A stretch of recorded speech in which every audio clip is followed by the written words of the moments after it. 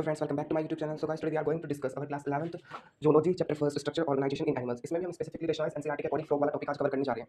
तो स्टार्ट करते हैं. हमें फर्स्टली चैप्टर में बताया गया है जो इंडिया में मोस्ट कॉमन स्पीशीज फ्रॉग की मिलती है वो है राना टिग्रीना.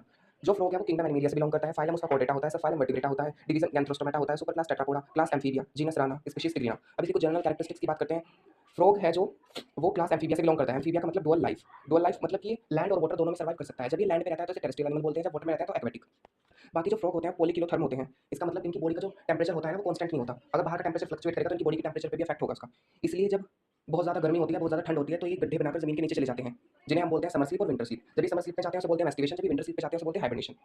इसके बाद जब ये लैंड पे रहते हैं, ग्रास में रहते हैं तो उसके अकॉर्डिंग अपनी बॉडी का कलर चेंज कर लेते हैं, उसे बोलते हैं कैमोफ्लेज. और ये प्रॉपर्टी जो उसे कलर चेंजिंग में हेल्प करती है, अपने आप को प्रिडिक्ट मतलब किसी और का भोजन बनने से बचने में हेल्प करती है, उसे बोलते हैं मिमिक्री. अब हम इसकी मॉर्फोलॉजी डिस्कस करते हैं. मॉर्फोलॉजी में हम फ्रॉग की पहले बताते हैं. जैसे दो पार्ट होते हैं बॉडी के, एक वेंट्रल पार्ट, एक डोर्सल. डोर्सल अपर पार्ट को बोलते हैं, वेंट्रल लोअर पार्ट को. तो जिसका डोर्सल पार्ट होता है वो ओलाइव ग्रीन कलर का होता है, वेयर जो वेंट्रल पार्ट रहता है वो पेल येलो कलर का रहता है. इसकी स्किन बहुत ही स्मूथ और स्लिपरी होती है क्योंकि टोटली पूरी स्किन पे इसकी म्यूकस प्रेजेंट होता है, तो इसलिए वो बहुत स्लिपरी रहती है. फिर इसके बारे में एक फैक्ट बताया गया, जो फ्रॉग है वो कभी भी पानी नहीं पीता. भले ही पानी में रहता है बट कभी पीता नहीं क्योंकि इसकी बॉडी डायरेक्ट वाटर को एब्जॉर्ब करती है. फिर इसकी बॉडी टू पार्ट्स में डिवाइड रहती है, हेड और ट्रंक. इसके कोई टेल और कोई नेक नहीं होती.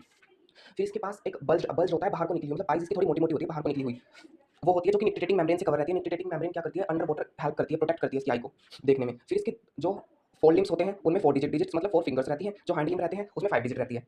जो इसके हाइंड लिम्ब होते हैं वो मोर मस्कुलर होते हैं. दैट्स वाई कि उन्हें मोस्ट ऑफ द कंट्रीज में खाया जाता है क्योंकि वो मोर मस्कुलर रहते हैं. फिर आता है इसका सेक्सुअल डायमॉर्फिज्म. सेक्सुअल डायमॉर्फिज्म का मतलब कैसे हम एक मेल को फीमेल फ्रॉग से डिस्टिंग्विश कर सकते हैं. इसमें हम मेल फ्रॉग की दो कैरेक्टर्स बताएंगे.